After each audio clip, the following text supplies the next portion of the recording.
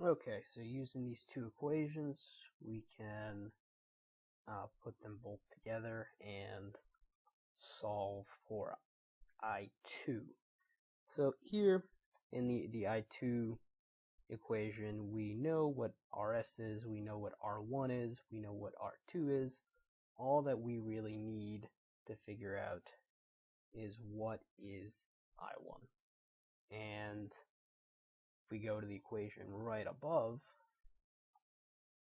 I1 is simply I2 minus I3. But I3 is 1, right? So it's just I2 minus 1.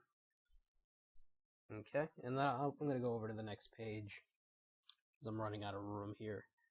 I'll rewrite these equations and we can solve for I2 and ultimately the power. Okay, so I've rewritten it here. Now we got a lot more space to write. So for this equation on the bottom, this I2, we can plug in the values. 2 minus RS, recall, was 0.5. R1 was 1, so 1.5.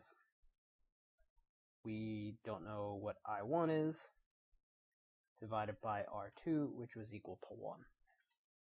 Now we can take in I1 and plug it in for this equation, and now we have enough information to solve for I2.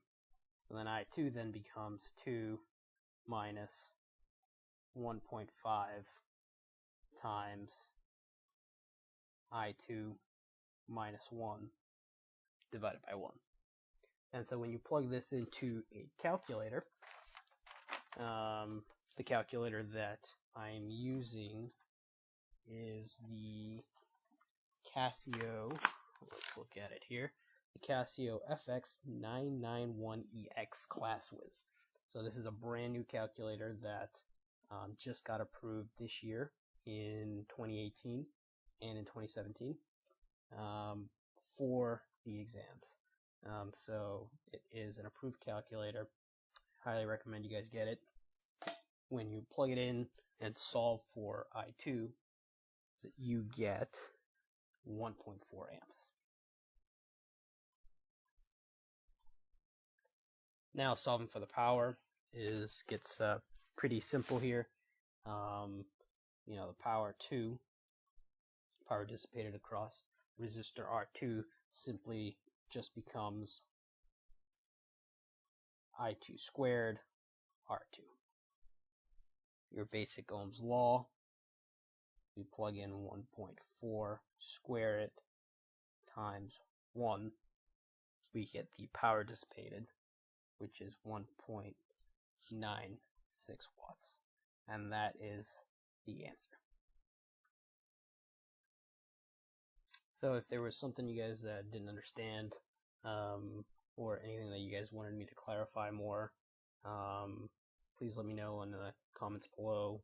If you like this video, please give it a like, subscribe, and I'll see you in the next video. Until then, enjoy engineering.